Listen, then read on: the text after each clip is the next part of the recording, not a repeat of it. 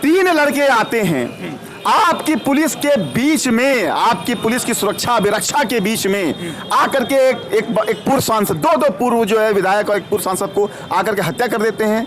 जरा सा भी खौफ है उनके मन में? जय श्री राम का नारा जो लग रहा था उस पर क्या कहना चाहेंगे? कैसे प्लान है, स्क्रिप्टेड है, क्या कह रहे हैं? प्री प्लान स्क्रिप्टेड कि वो गोली मारेंगे, उनको उनकी हत्या नहीं की जाएगी, उनका एनकाउंटर नहीं होगा, आप पिस्टल फेंक दोगे, जय श्री राम का नारा लगाओगे। यही अगर कोई मुसलमान होता और अल्लाह अकबर का नारा लगा रहा होता तो सीधे आतंकवादी आप उसको बनाते कि नहीं बनाते? लेकिन चूंकि वो मौर्य है, चूंकि वो सिंह है, चूंकि वो तिवारी है, हिंदुत्व आतंकवाद इसमें आप नहीं जोड़ोगे। क्या लगता है सर, यूपी में केवल अतीक अहमद ऐसे माफिया थे जिनके ऊपर 100 से ज़्यादा मुकदमे हैं या कुछ और भी हैं?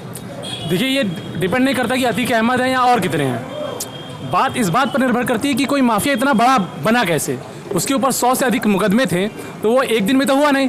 पूर्ववर्ती कई सरकारों से वो अपराध करता आया, उसको सही मिलता आया हर अपराधों से। अगर आप जस्टिस की बात करेंगे कि जस्टिस अगर लेट मिल रहा है तो डिनाइड है, लेकिन भी पूर्ववर्ती सरकारों से होता आ रहा है, अभी से नहीं होता आ रहा है। तो अगर उस क्रम में आप देखें तो जैसे पूर्ववर्ती सरकारें काम कर रही थी वैसे वर्तमान सरकार भी काम कर रही है। बस फर्क इतना है कि इनका एक्शन का तरीका दूसरा था।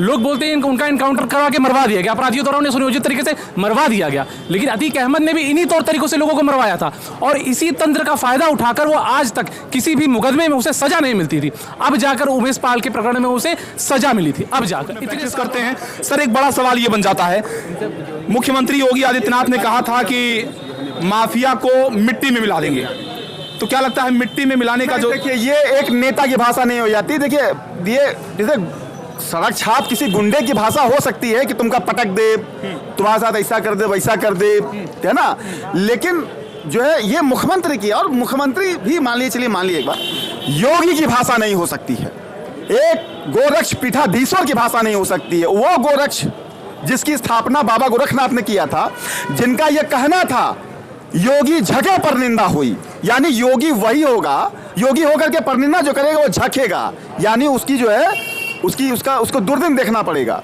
ठीक है, योगी उन्होंने कहा था जिसने योग कर लिया हो, जिसने जोड़ लिया हो ना अपने अंदर की दुनिया और बाहर की दुनिया को, जो जोड़ लेता है वो योगी होता है। यानी जो आप में और अपने खुद में, इनमें उनमें किसी में भेद न करे, वो योगी होता है। तो बातचीत करने की कोशिश कर रहे हैं, जानने की कोशिश कर रहे हैं कि आखिरकार जो प्रयागराज हाई कोर्ट के अधिवक्ता हैं अतीक और अशरफ अहमद के इस मर्डर को कैसा वो देखते हैं, उनकी क्या राय है। सर, ये बताइए कि जो जिस तरीके से ये पुलिस कस्टडी में ये हत्या हुई है, इसे आप लोग कैसा देखते हैं? ये तरीका गलत है और जो हुआ वो बहुत अच्छा हुआ। तरीका गलत है, जो हुआ वो बहुत अच्छा हुआ। बहुत अच्छा हुआ। तो क्या लगता है कि मतलब ये जो हुआ है, इससे शांति व्यवस्था प्रयागराज में बढ़ेगी? बिल्कुल बनेगी और भय खत्म हो गया है। लेकिन लोग कह रहे हैं कि ये कानून व्यवस्था का मजाक उड़ाया गया है। कोई मजाक नहीं उड़ाया गया, सब कानून के तहत ही काम हुआ है। तो मर्डर जो माफिया हो उनके साथ आगे भी यही होना चाहिए।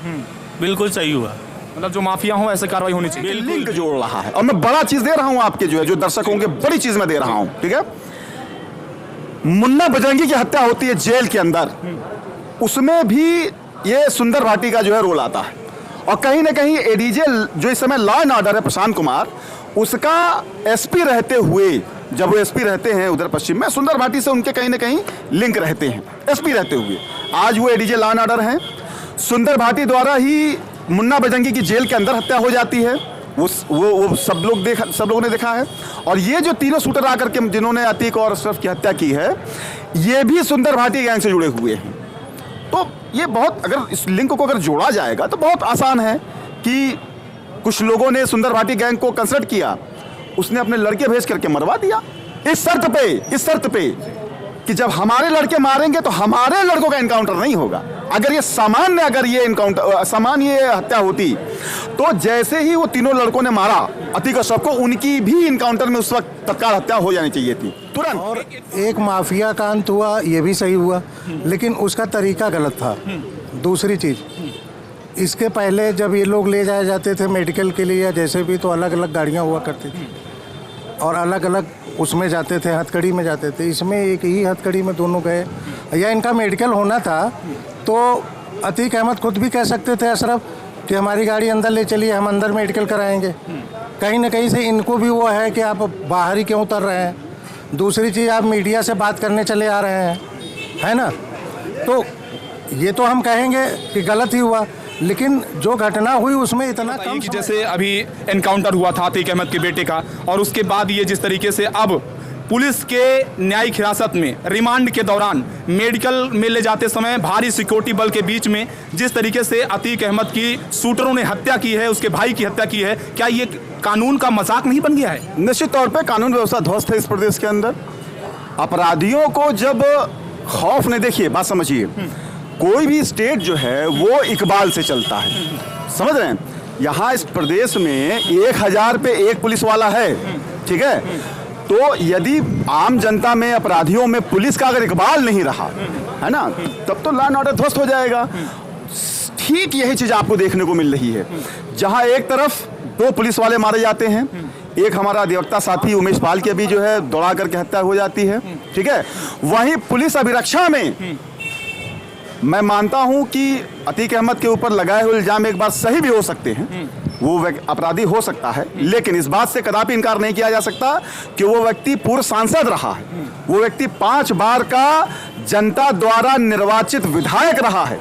ऐसे व्यक्ति को पुलिस अभिरक्षा में मार देना निश्चित तौर पे ये कानून का माखौल होगा। टीवी पर आपका बहुत स्वागत है। इस वक्त हम मौजूद हैं उत्तर प्रदेश के प्रयागराज के हाईकोर्ट के बाहर, और हाईकोर्ट के बाहर इस वक्त मेरे साथ अधिवक्तागण हैं, और अधिवक्तागण जो मेरे साथ मौजूद हैं उनसे सिर्फ एक बात पर चर्चा होगी, जिस बात की चर्चा पूरे उत्तर प्रदेश में नहीं पूरे हिंदुस्तान में हो रही है। यानी समझिए कि शनिवार की रात लगभग 10:30 बजे के आसपास एक घटना होती है जिससे पूरे उत्तर प्रदेश में सनसनी फैल जाती है। यानी कि प्रयागराज के ही रहने वाले अतीक और अशरफ, जो कि बहुत ही बड़े माफिया थे, लगातार जेल में चल रहे थे। उसके अलावा लगातार जो है उन पर कई आरोप थे, और आरोपों की लगातार विवेचना चल रही थी, सुनवाई चल रही थी। अभी कुछ ही दिन पहले एक मामले में एमपी एमएलए कोर्ट ने उम्र कैद की सजा दी थी, लेकिन उसके बाद जिस तरीके से राजू पाल विधायक मामले में, जो कि हत्याकांड मामले में गवाह उमेश पाल थे, जो कि पेशे से अधिवक्ता थे हाईकोर्ट के, उनकी जो है हत्या की जाती है, जिसमें अतीक गैंग का पूरा नाम आता है। और उसके बाद अतीक के बेटे असद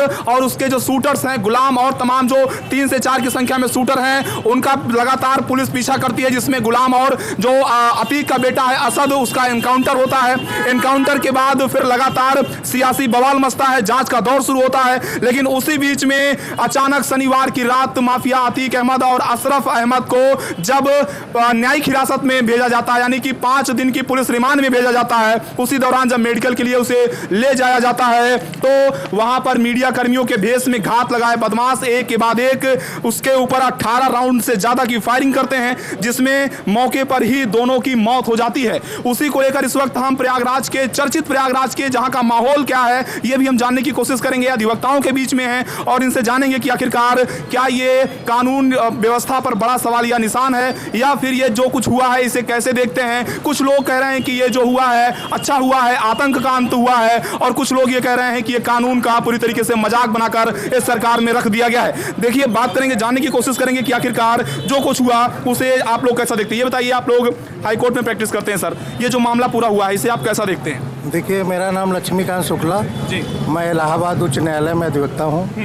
ये जो घटना हुई सिक्योरिटी के बीच में, ये तो मतलब कि सही नहीं हुआ, जो भी हुआ गलत हुआ, और एक माफिया का अंत हुआ ये भी सही हुआ, लेकिन उसका तरीका गलत था।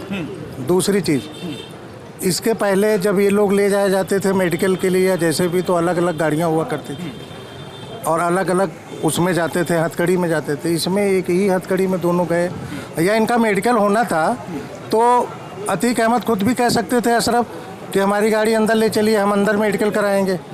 कहीं ना कहीं से इनको भी वो है कि आप बाहर ही क्यों उतर रहे हैं। दूसरी चीज़, आप मीडिया से बात करने चले आ रहे हैं, है ना, तो ये तो हम कहेंगे कि गलत ही हुआ, लेकिन जो घटना हुई उसमें इतना कम समय था कि किसी को कुछ समझने का मौका ही नहीं मिला। फोर्स भी कुछ समझ पाती या कुछ कर पाती, वो 4 सेकंड में ही सारा इन्होंने कार्य को अंजाम दे दिया। और इसके पहले भी पुलिस भी कुछ करे तो इन्होंने हाथ खड़े कर दिए। अब पुलिस ऐसे में गोली भी नहीं चला सकती। दूसरा, इसके पीछे किसका हाथ है, कौन है, ये तो SIT बैठ गई है, जांच होगी और दूध का दूध पानी का पानी हो जाएगा। और ये तय है कि मतलब कि इस तरीके से जो कुछ हुआ है जनता के बीच में जब हम जा रहे हैं तो ये सर्वे निकल के आ रहा है कि अतीक अहमद का प्रयागराज की हवाओं में खौफ हुआ करता था और यहाँ जो है एक अलग ही उसका वर्चस्व था। 102 मुकदमे थे रंगदारी, हत्या के प्रयास, हत्या के, और उसके बाद जिस तरीके से ये कार्रवाई हुई है, क्या कहेंगे? तो ये तो देखिए कि एक माफिया का अंत हुआ, पब्लिक में बहुत भय था, टेरर था, और ये सैकड़ों लोगों की हत्याएं किया या कराया। तमाम माओं की गोद उजड़ गई, किसी के पिता मर गए, किसी की माँ मर गई है। ऐसे ही जब इसके बेटे का अंत हुआ तो इसको जरूर दर्द महसूस हुआ होगा, और ये महसूस हुआ होगा कि अब तक मैंने जो भी किया गलत किया। अब पता नहीं उन्होंने ऐसा कहा कि नहीं कहा, संभवतः कहा भी था कि हमसे बहुत बड़ी गलती हो गई। तो जो प्रक्रिया हुई वो गलत तरीके से मारा गया, लेकिन किन परिस्थितियों में मारा गया ये जांच का विषय है। जांच होके आएगा तो दूध का दूध, पानी का पानी हो जाएगा। लगातार मैं आपको तस्वीरें दिखा रहा हूं, एक बात साफ है, 1 2 3 4 5 6 7 8 9 10 ये गिनती नहीं है बल्कि जजों की संख्या है। ऐसा दौर भी आया था जब 10 जज अतीक के मामले से खुद को अलग कर लेते हैं। उसके बाद 11वां जज जब उसमें नियुक्त होता है तो वो जब सुनवाई करते हैं तो वो कहते हैं कि अतीक अहमद को इस शर्त पर बेल दी जा रही है कि वो बाहर जाएंगे तो गवाहों से छेड़छाड़ नहीं करेंगे, सबूतों से छेड़छाड़ नहीं करेंगे। उसके बाद जो है इस तरह से जब व्यवस्थाएं चल रही हों तो न्यायपालिका पर भी बड़ा प्रश्न उठता है। ऐसे में न्यायपालिका के जो विशेषज्ञ हैं, जो अधिवक्ता लोग हैं, उनसे भी हम बात कर रहे हैं कि क्या जो मामलों में सुनवाई में देरी होती है, क्या उसकी वजह से ये सब चीजें होती हैं? सर, क्या कहना चाहेंगे? बिल्कुल निश्चित तौर पे हमारे यहाँ कहा जाता है जस्टिस डिलेड जस्टिस डिनाइड। अगर न्याय में अगर देरी हुई है तो वो लगभग जो है न्याय न होने के समान है। न्यायपालिका का न्याय का अर्थ ही होता है न्याय होने के साथ साथ न्याय दिखना चाहिए कि न्याय हो रहा है। तो निश्चित तौर पे justice delayed justice denied. Sir, ये बताइए कि जैसे अभी एनकाउंटर हुआ था अतीक अहमद के बेटे का, और उसके बाद ये जिस तरीके से अब पुलिस के न्यायिक हिरासत में रिमांड के दौरान मेडिकल में ले जाते समय भारी सिक्योरिटी बल के बीच में जिस तरीके से अतीक अहमद की शूटरों ने हत्या की है, उसके भाई की हत्या की है, क्या ये कानून का मजाक नहीं बन गया है? निश्चित तौर पे कानून व्यवस्था ध्वस्त है इस प्रदेश के अंदर। अपराधियों को जब खौफ नहीं, देखिए बात समझिए, कोई भी स्टेट जो है वो इकबाल से चलता है, समझ रहे हैं? यहाँ इस प्रदेश में 1000 पे 1 पुलिस वाला है, ठीक है? तो यदि आम जनता में, अपराधियों में पुलिस का अगर इकबाल नहीं रहा है ना, तब तो लॉ एंड ऑर्डर ध्वस्त हो जाएगा।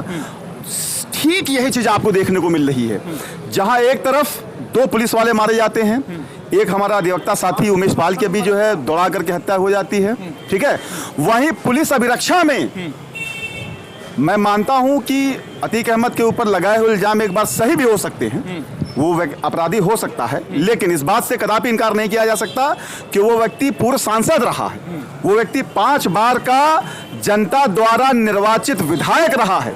ऐसे व्यक्ति को पुलिस अभिरक्षा में मार देना निश्चित तौर पे ये कानून का माखौल उड़ाने के समान है। तो क्या लगता है, क्या लगता है इसके पीछे कोई बड़ा सिंडिकेट है? क्या लगता है कि जिन लोगों ने हत्या की है वो तीनों शूटर, उनके हाथों में 8-8 लाख रुपए की जो पिस्टल आई है, जिगाना पिस्टल, महंगी पिस्टल, ये कहां से आई? क्या लगता है इसके पीछे कोई बड़ा मास्टरमाइंड है? देखिए, ये तो जांच का विषय है, लेकिन जो चर्चा का विषय है, जो चर्चा जेर बहस जिसको कहा जाता है, आम समाज में चल रहा है, वो एक लिंक जोड़ रहा है। और मैं बड़ा चीज दे रहा हूं आपके जो है, जो दर्शक होंगे, बड़ी चीज मैं दे रहा हूं, ठीक है? मुन्ना बजरंगी की हत्या होती है जेल के अंदर, उसमें भी ये सुंदर भाटी का जो है रोल आता है। और कहीं ना कहीं एडीजे जो इस समय लॉ एंड ऑर्डर है प्रशांत कुमार, उसका एसपी रहते हुए, जब वो एसपी रहते हैं उधर पश्चिम में, सुंदर भाटी से उनके कहीं ना कहीं लिंक रहते हैं एसपी रहते हुए। आज वो एडीजे लॉ एंड ऑर्डर हैं, सुंदर भाटी द्वारा ही मुन्ना बजरंगी की जेल के अंदर हत्या हो जाती है। वो सब लोगों ने देखा है। और ये जो तीनों शूटर आकर के जिन्होंने अतीक और अशरफ की हत्या की है, ये भी सुंदर भाटी गैंग से जुड़े हुए हैं। तो ये बहुत, अगर इस लिंक को अगर जोड़ा जाएगा तो बहुत आसान है कि कुछ लोगों ने सुंदर भाटी गैंग को कंसल्ट किया, उसने अपने लड़के भेज करके मरवा दिया, इस शर्त पे कि जब हमारे लड़के मारेंगे तो हमारे लड़कों का एनकाउंटर नहीं होगा। अगर ये सामान्य हत्या होती तो जैसे ही वो तीनों लड़कों ने मारा, अतीक अशरफ को, उनकी भी इनकाउंटर में उस वक्त तत्काल हत्या हो जानी चाहिए थी तुरंत। एक बात लगातार निकल के आ रही है, हम आपको तस्वीरें सबसे पहले दिखा देते हैं। देखिए ये हाई कोर्ट है, प्रयागराज हाई कोर्ट है, और बाहर आपको तस्वीरें एक बार दिखा दीजिए। चारों तरफ आपको भारी तादाद में अधिवक्ता नजर आएंगे जो कि लगातार हाई कोर्ट में प्रैक्टिस करते हैं। सर, एक बड़ा सवाल ये बन जाता है, मुख्यमंत्री योगी आदित्यनाथ ने कहा था कि माफिया को मिट्टी में मिला देंगे, तो क्या लगता है मिट्टी में मिलाने का जो, देखिए ये एक नेता की भाषा नहीं हो जाती। देखिए ये जैसे सड़क छाप किसी गुंडे की भाषा हो सकती है कि तुमका पटक दे, तुम्हारे साथ ऐसा कर दे वैसा कर दे, है ना, लेकिन जो है ये मुख्यमंत्री की, और मुख्यमंत्री भी मान लिए, चलिए मान लिए एक बार, योगी की भाषा नहीं हो सकती है, एक गोरक्ष पीठाधीश्वर की भाषा नहीं हो सकती है। वो गोरक्ष जिसकी स्थापना बाबा गोरखनाथ ने किया था, जिनका यह कहना था योगी झके पर निंदा हुई, यानी योगी वही होगा, योगी होकर के परनिंदा जो करेगा वो झकेगा, यानी उसकी जो है उसको दुर्दिन देखना पड़ेगा। ठीक है, योगी उन्होंने कहा था जिसने योग कर लिया हो, जिसने जोड़ लिया हो ना अपने अंदर की दुनिया और बाहर की दुनिया को, जो जोड़ लेता है वो योगी होता है। यानी जो आप में और अपने खुद में, इनमें उनमें किसी में भेद न करे, वो योगी होता है। तो सोचिए कि ऐसा जो है परनिंदा करने वाला, इतना हाइपर होने वाला, इतना शॉर्ट टेम्पर्ड, इतने अनर्गल शब्दों का प्रयोग करने वाला व्यक्ति योगी नहीं हो सकता है। और मुख्यमंत्री की कदापि ये भाषा नहीं हो सकती। मुख्यमंत्री की ये भाषा होनी चाहिए थी, कानून अपना काम। अतीक अहमद कोई साधु संत नहीं थे, हम लोग कोई भी उससे सिंपैथी नहीं है, उस व्यक्ति के ऊपर 100 से ज्यादा मुकदमे हैं, हम लोग नहीं चाहते ऐसा व्यक्ति सोसाइटी में नहीं रहना चाहिए, लेकिन जो जिस घटनाक्रम से उसका अंत हुआ है वो नहीं होना चाहिए। नहीं, एक तीखा सवाल और है, एक तीखा, एक सेकंड जानते क्या हुआ इसमें? ऑर्डर ऑफ लॉ जो है, rule of law, order of law, rule of law, वो नहीं फॉलो हुआ। जंगल राज नहीं है ना बॉस, कानून का शासन चलता है इस लोकतंत्र में। विधायिका, कार्यपालिका, न्यायपालिका द्वारा तीन स्तंभों पे हमारा जो है ये समाज चलता है, लोकतंत्र चलता है। ठीक है, एक पूरे के पूरे स्तंभ को आपने बाईपास कर दिया। आप ही अगर फैसला करने लगोगे कि ये गलत है, मैं इसको खत्म कर देता हूं, तो सब लोग अपना फरियाने लगेंगे, तो हाईकोर्ट बंद करा दीजिए, फिर हम ये कोर्ट अपना उतार के टांग देते हैं। फिर एक पूरे के पूरे स्तंभ को आपने बाईपास कर दिया। नहीं, ये कड़वा सवाल और है, ये बताइए कि क्या इसके पहले की जो सरकारें थी जो कहती थी कि जो है लगातार हम कार्रवाई करते हैं, कानून व्यवस्था है, पिछले सरकारों की अगर हम कानून व्यवस्था की बात करें, इस सरकार की कानून व्यवस्था की बात करें, तो दोनों में क्या अंतर नजर आता है? इसमें अच्छी कानून व्यवस्था है या खराब कानून व्यवस्था है? पहले अच्छी थी या पहले खराब थी? क्या स्थिति लगती है आपको? ये देखिए, ये समीक्षा का विषय हो जाएगा, बहुत लंबा विस्तृत हो जाएगा, लेकिन यकीन मानिए 8400 के लगभग जो इनकाउंटर हो चुके हैं, 3500 के लगभग लोगों के पैर में गोलियां मारी जा चुकी हैं। ठीक है, लेकिन आपने इतने बड़े बड़े इनकाउंटर करा, लेकिन उसका रिजल्ट क्या है बॉस? 3 लड़के आते हैं आपकी पुलिस के बीच में, आपकी पुलिस की सुरक्षा विरक्षा के बीच में आकर के एक पूर्व सांसद, दो पूर्व जो है विधायक और एक पूर्व सांसद को आकर के हत्या कर देते हैं। जरा सा भी खौफ है उनके मन में? जय श्री राम का नारा जो लग रहा था उस पर क्या कहना चाहेंगे? कैसे प्लान है, स्क्रिप्टेड है, क्या करें? प्री प्लान, स्क्रिप्टेड, कि वो गोली मारेंगे, उनको उनकी हत्या नहीं की जाएगी, उनका एनकाउंटर नहीं होगा, आप पिस्टल फेंक दोगे, जय श्री राम का नारा लगाओगे। यही अगर कोई मुसलमान होता और अल्लाह अकबर का नारा लगा रहा होता तो सीधा आतंकवादी आप उसको बनाते कि नहीं बनाते? लेकिन चूंकि वो मौर्य है, चूंकि वो सिंह है, चूंकि वो तिवारी है, हिंदुत्व आतंकवाद इसमें आप नहीं जोड़ोगे ना? क्यों? क्योंकि बहुसंख्यक आप हैं, क्योंकि जय जय श्री राम का नारा लगा है। ये जो खाई खींची जा रही है हिंदुस्तान के अंदर, गंगा जमुनी तहजीब कहा जाता है ना, आपने सुना होगा, इसी प्रयागराज के चलते, इसी इलाहाबाद के, यहीं पे गंगा जमुना एक हो जाती है। ठीक है, उसको और चौड़ा किया जा रहा, उस खाई को और ज्यादा जो है गहरा किया जा रहा। लोग कह रहे हैं उमेश पाल की जो हत्या कराई गई थी, उसमें जो है अतीक की गैंग का नाम आया था, उसके बेटे का नाम आया था, बेटे का एनकाउंटर हुआ, उनके शूटर का एनकाउंटर हुआ, तो क्या लगता है कि जैसे को तैसा, लोग कह रहे हैं जैसे को तैसा मिलना चाहिए? नहीं है बॉस, फिर वही बात, रूल ऑफ लॉ। हम जो है जिस समाज में रहते हैं वहां पे कानून का राज चलता है, व्यक्ति का राज नहीं। और जिस व्यक्ति के खिलाफ 10-10 जज अपना नाम वापस ले लें, उसके खिलाफ क्या करेंगे? सुनिए मेरी बात, ये अतीक अहमद बहुत छोटे अपराधी थे, इनसे बड़ा अपराधी कसाब था। कसाब जो आतंकवादी था ना, पाकिस्तान से आया था, अफजल गुरु, देशद्रोह का मुकदमा लगा था, कहानी उसका इनकाउंटर हो गया, फांसी पर चढ़ाया गया।